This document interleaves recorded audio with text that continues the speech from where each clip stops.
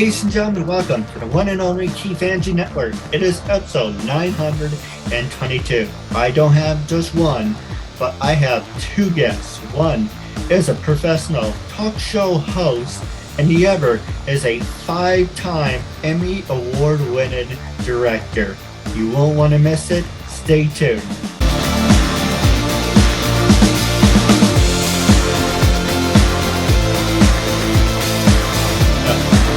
Hi, I'm Kelly Young Silva here on the Keith Andrews Show, and we love what Keith is doing.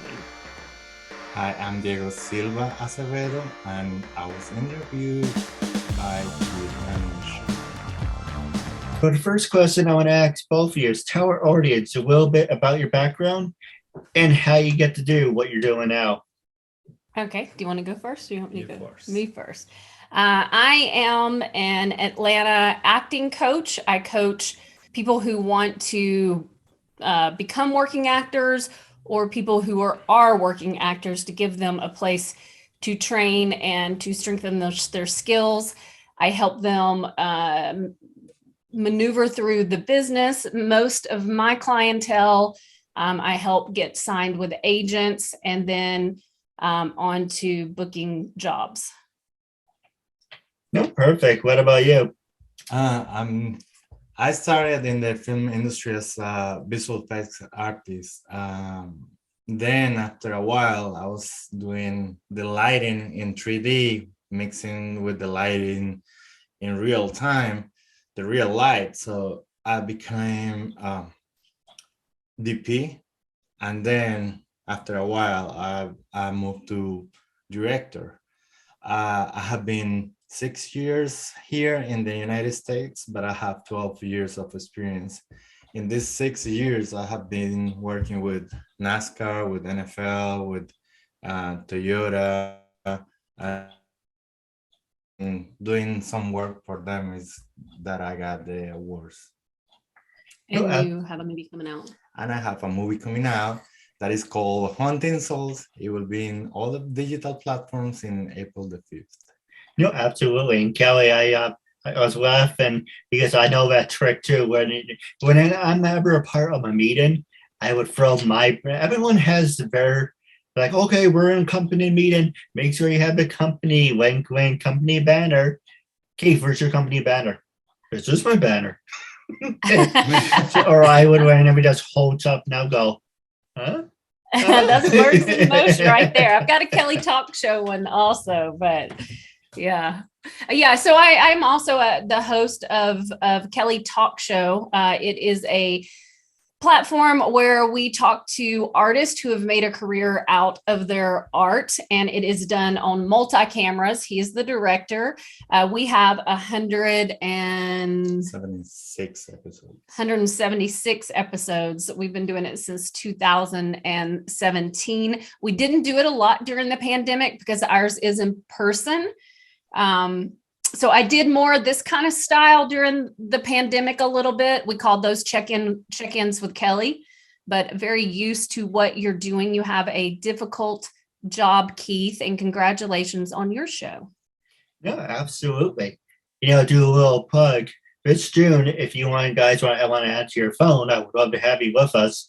June 10th at 8 p.m. It's going to be my 9-year anniversary. It kind of fit in 9 years, 900 episodes. So it's kind of funny how they both work. But you guys are 922. But like I said, June 10th, 8 p.m. Eastern, will be the 9-year anniversary. I'd love to have you guys with us. If you want to know, it's a Q&A where you guys say what do you like about the Keith Andrew Network and what makes you want to work with someone who has disabilities. Now, I do have a couple questions for you guys, but I drawing a blank because I'm so focused on Diego right now that you mentioned you are a 5-time Emmy Award-winning director. Now, with that being said, congratulations. Thank you, sir. And the other one is, what shows, were you part of any TV shows? Have you met any celebrities? How did you become a 5-time Emmy Award-winning director? Well, I got one as a short form outstanding director. Another was for a commercial that I did. Another was for a series sport program. It was a series show that I was doing for NFL through the network that I was working with. Some shows of interviews. That was the other, and I don't remember the other. I'm sorry, I'm bad with that. But yes, I have been working with a lot of people, celebrities. You cross along with celebrities all the time. I met Jay Leno when I was doing NASCAR. In NASCAR, you met a lot of people and all the NASCAR drivers, obviously. And outside of NASCAR, I did one show that is AD houses, and it's about houses of celebrities. And I was shooting in Tyrese Gibson's house, so it was interesting to spend the day with him. He also was able to cover the Super Bowl a couple of years ago, so there was lots of celebrities there also. Yeah. Nice. And the show that you were talking about reminds me of the MTV show Cribs. That's exactly what it's like. It's like that, but it's called AD.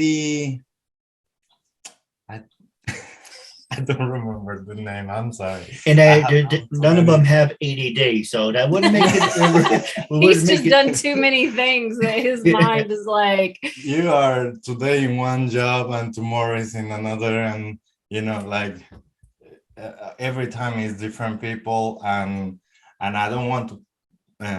I don't want you to believe that I'm just bragging. I'm not that kind of people. I'm just telling you that I switched too much between different productions because I'm freelancer, so I'm hired for different jobs.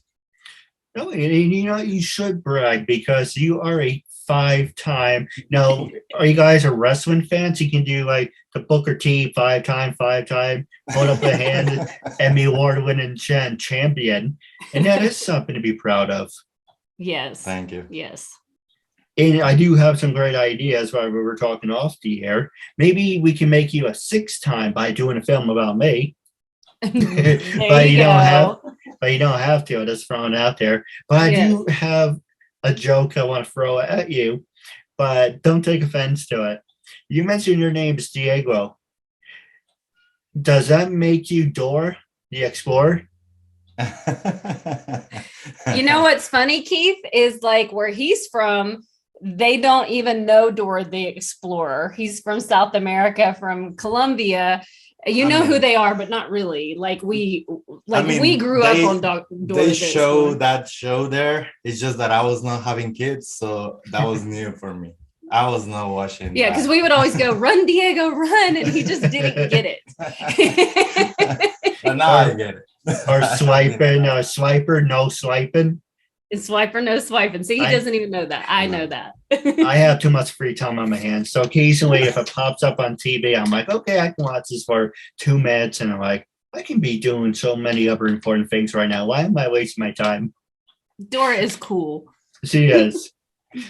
And now the other question I want to ask both of you, then when we're talking about your talk show, have you worked with people with disabilities? Because you mentioned you are an acting coach and you do auditions.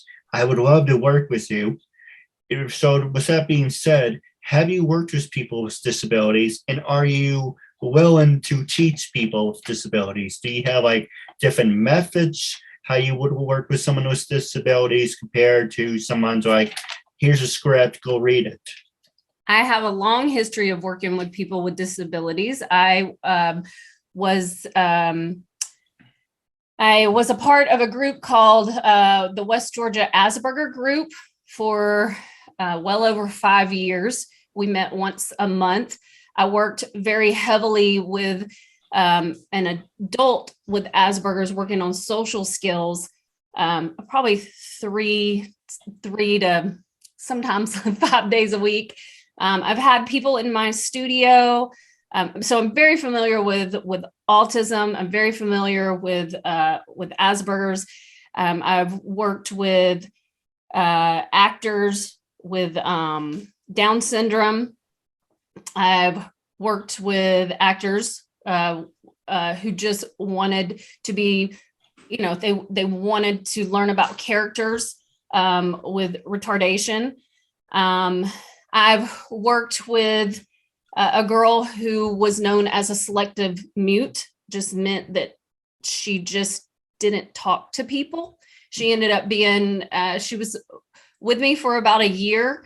And out of that year, she ended up being one of my lead actors in my studio at the time. She didn't go on to book roles in film and TV, but she well exceeded our expectations. So absolutely, yes. I find it a little harder now because we are geared primarily towards the industry. I have a guy in my adult class right now that is special needs, and as long as they are comfortable in the adult class, we're very open to conversation. We talk about a lot of different subjects that sometimes, like people with Asperger's, they have a lot of things socially that they don't like to talk about. They don't like you to talk about. And so that becomes hard sometimes. So it has to be that I don't have a problem working with special needs at all, but I have gotten to where I don't alter the way I teach for people. Just because of where we're at. I would love to do a class that I just took over a nonprofit called, we're trying to get the name changed to the Georgia Arts Initiative. And through that, I would love to be able to get some grants to work with special needs, because I think it is important. And I also specialize in improv, and improv helps people who have a problem, maybe socially, to build those social skills. No, I agree. And I do apologize for my dog barking. I don't even hear it. Oh, you will. And yeah. In a minute, you'll hear our baby barking. It can be a big musical. Just put the two together, right? Yes. Yes. So the next question I want to ask you is, while we're on the subject, say someone, I'm on the spectrum of being retarded because I read and learn at a 5th grade high school level. So if someone gave me a script, I would ask you questions and go over it about 3 or 4 times until it sinks in. Mm-hmm. So if someone, and my brother likes to tease me about this, that I can't really read that well. So if someone can't read, how can they still be an actor? And are you willing to work around it? Or are you willing to find ways to work with the person but they can't read? Yeah. So the guy that is really interesting, Keith. I had a summer camp. It's probably been about 5 years ago. No, it's been longer than that. Anyway, it was a little bit ago, and I had a mother call me and she said, I have something interesting for you. And I don't know if you'll do it, but I heard you're a nice person and they say you might. And she said, my son is do you call it mentally retarded? I don't even know what the correct. It doesn't matter. For me, I was always told called retarded. So for me, it's not politically correct, but it's, I want to say, okay, yeah, it's normal. It's just on the show, it's uncensored, freedom of speech, self-expression. So you have the right to call it whatever. Don't want to offend anybody, but no, you're not. He had mental retardation. And so she said, mentally, I said, well, this is a camp full of kids, because this was young kids. So it was not my adult. It was before I started doing adult classes. And I said, but I, as long as he's not uncomfortable, as long as the kids are not uncomfortable, I am completely okay with it. So I said, but I would like you to come too, because it's not something that I'm familiar with, just to help me. It was the most delightful camp. And he has gone on, they moved to North Georgia. He has gone on to do theater in North Georgia, and as a big part of their theater group in, don't make me get emotional,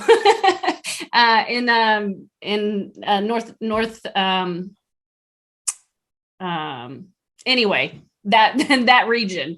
And she writes to me from time to time and lets me know about his progress and the things that he's doing. But it was a very, very special, it's a very special camp to me. And just to see how the kids in the camp treated him and how he treated them back. And no, he didn't have to read, because we were going over the scenes, we were going over them so many times that by the end of it, he had memorized what he needed to memorize. So that's it. I mean, I'm dyslexic. And anytime you have a learning disability, you just have to find your coping skills. I mean, you're doing this show, Keith. That's amazing. No, not to, like I said, toot your own horn or anything. This is what I want to do until the day I die. I taught myself everything. Of course, I made mistakes along the way. For me, it isn't just doing an interview.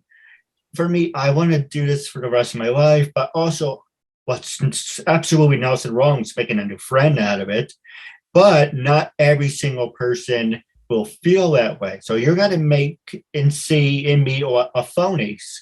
And that's not a reflection on me. That's a reflection of them. But you know what?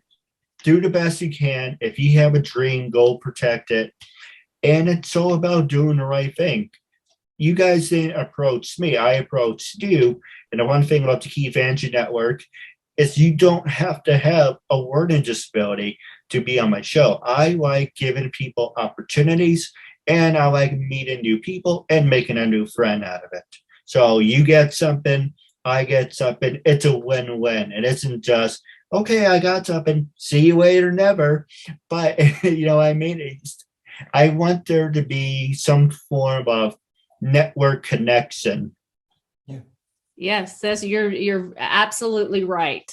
Absolutely. So I do want to talk to you about your talk show, because in most of the video clips I saw are about 10 to 6 minutes. But before we get to that, what attracted you, and this is for both of you, what attracted you to become a talk show host and a 5-time Emmy Award winning director? Producer or director, you're a little bit. Yeah.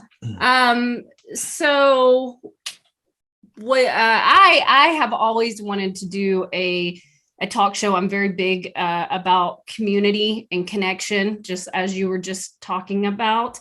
And so I had said for many years that I wanted to do a talk show. And one day he said, "Do you really want to do a talk show?" And I said, "Yes." And he said, "Okay, I'm going to get the equipment to do it." And we started doing it.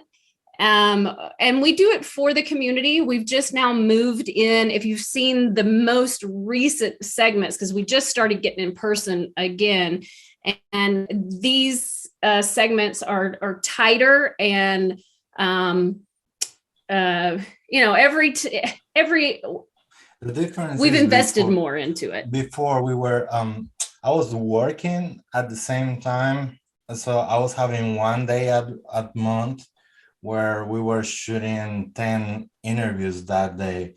So I was doing it live, where I'm switching and editing live. So the quality is a quality live. Now we are editing, so I can cut things that I don't want. I can produce and try to get the best of the interview. Before we had to be really careful about what we said because we weren't editing things out. We just didn't have enough time. Now we're putting more time into tightening up and making it look sharp. And we will start working on getting sponsors. There's a lot put into that show, and it's a really expensive show to do. So we're just at the point that we want to move forward with the show. It's a show mainly that I started because of my studio. I am in Villa Rica, where my studio is. My classes are now online, so anybody can do classes with me. But I would find that I would get new actors that just didn't really understand what the industry was, what they had to do, how much they had to put into it. And so I wanted to develop the show to show artists who are actually making a living doing what they said they wanted to do. And for every person who said they couldn't do it, I was going to show them 100 people who are doing it. You might not be a millionaire, but if you have a dream and you want to do it, you can do it. You just have to make the sacrifices to do it, like you are, Keith. Absolutely. Now, the next one is social media. Can social media make you or break you? With everything that you accomplish in your careers, how would you describe it?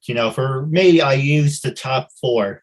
I use LinkedIn, Twitter, Instagram, and there might be another one, but let's say top 3. Is there any other websites you guys would recommend? Say you have to use this one. I'm telling you, you have to use this because it helped me get my career going. Was there any websites you guys would recommend? I think all the time that I'm working with social media for networks has been through Facebook, Instagram, TikTok, LinkedIn, Twitter. I personally don't use Twitter too much. I use more Instagram and Facebook. But when I'm working with networks, they use all those platforms. So I have been having to learn all, because for each platform you have a different way to create videos. So the engagement, the way to treat the video, everything changed between one platform and another. Yeah, so I think that you as an artist and as a creator, you find what you're comfortable with. I'm very comfortable on Facebook. My show is the biggest on Facebook because that's my platform. That's what that's what I like. I like engagement. And to me, Facebook is very engaging. You can do more than just post a picture. You can talk with people. People really converse on there. And so that's what I personally like. I do have Instagrams, but I haven't done very well at building them. I am trying, now that we're starting back, I am going to try to build our Instagram a little bit more. But Diego really researched YouTube. YouTube also. Yeah. Yes. And now it's another platform called Odyssey. They are Web3. So it should be the next thing that you should get. So it's really new, but supposedly is what it will be becoming the replacement of YouTube, is what they said. So I'm still learning all the platforms. I have to learn, and I'm trying to find what is the way to make the videos for that platform. If you think about just one difference between YouTube and Instagram, on YouTube is the person that goes to YouTube is looking for a content. So you don't have to start with a real attractive thing. I mean, you have to be interesting the whole time. But on Instagram, you are just clipping. So you have 2 or 3 seconds to grab the attention of somebody. So it's different kind of approaching when you are developing the videos. But yeah. No, absolutely. And if you're interested, I'm like you said, and you remind me of the 4th one. It was Facebook, Twitter, Instagram, and LinkedIn. Those are my top 4s. But building yourself on there, it's like, yeah, I'm on there. I'm on Pinterest. I'm pretty much on everything. But the biggest thing is, how do you build yourself? Yeah, I approach everyone. I approach you guys about being on my show. That's one way of building up. But I don't know any other ways of marketing. If you guys want to work together, we can definitely talk about that off the air. Okay. The other question I want to ask you, being brutally honest, when I first approached both of you to be a guest on my talk show, what made you say yes? And after being a guest, how do you feel now? And would you recommend it to other people? For me, Diego just got pulled into this room. So he came because of me. But for me, honestly, Keith, that you are special needs, that you are open about it, that you want to talk about it. I think that that's a brave place to be. And I think it is very needed. And it's something that I support. But you know what? If you were not telling me, I would not notice that you are with disabilities. I mean, you have been very professional, and I don't see why not do it, you know? No, I really appreciate that. Now, usually I use that question for the end of the show, but the last 4 minutes, I'm going to ask you a couple filler questions. The first one I want to ask you is, with everything that you accomplished, do you have any success stories? And what's coming up on the horizon for you guys? You go first. Well, for me, it's coming. Hunting Souls is coming out in the horizon. It's coming in April. So in April the 5th, I will start seeing if my career goes better or I mean, either way. Goes to the next level. Goes to the next level, yes. Because either way, whatever happened with the movie, either way, you have to be doing it to grow, you know? And every time you just have to develop. I'm always developing new things. I'm always trying to write new projects. I have already a script that I'm developing, and I'm trying to get into a movie. So every time that I'm just waiting for something to happen, I'm not waiting, I'm just creating. So I think that's the best thing for success. Just keep you moving, doing things, putting it out, and hopefully Hunting Souls will be a success in April 5th. Yeah. So I am an acting coach. I'm also an actor. My successes for this year is I have a student that I worked pretty closely with. Diego did also, who was in a movie called Antlers, who was out in theaters. It just now moved to, I think it's on HBO Max. Yeah. And it's on Blu-ray and other places.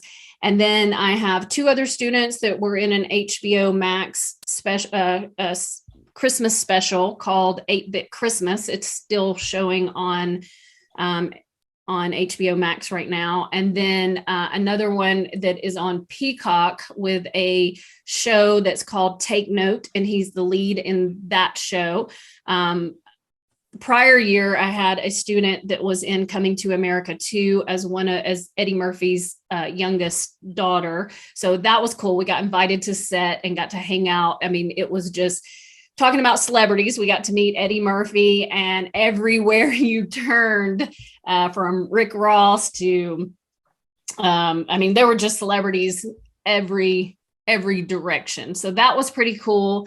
To see my students move on and be able to do cool things. One of my students, Braylon Rankins, he was a part of a main cast called Delilah that was on OWN TV, which is Oprah Winfrey. And that was super exciting to me because being a talk show host, Oprah has always been one of my idols. So he actually was able to speak with her, and she sent him a Christmas present, and I was really jealous. So yeah, just pushing on, and I'm just a local girl who started a studio 10 years ago, And I didn't really think that this was the direction that I would be. I thought I was just going to have a little acting studio for my community. And because of the need of the film industry, we were pulled into the film industry. And now we have students that are actually on TV and in theaters. So that's cool. Something I forgot was that Hunting Souls got the award from Panavision. So I got a grant from Panavision for my next movie. And it got the Best Feature Award in the Georgia Latino Film Festival. So. No, that's absolutely amazing. Now, wrapping up our show, I do have a couple questions for you off the air. But for people watching on YouTube, hit that bell icon. You'll be notified. Brand new episodes are up and ready. If you're watching on Facebook, hit notification. If you're watching on LinkedIn, like, subscribe. Our goal is 100 and more comments and views. If you like to be on the Keith Andrew Network and you're in the entertainment world, any form, singing, dancing, cheerleading, actors, it does make a difference. If you're in there, I would love to have you on the show as a guest. For today's episode, it was a real honor and privilege having both of you on the show. I'm looking forward to part 2. And until we meet again, catch you later. Thank you and have a good night.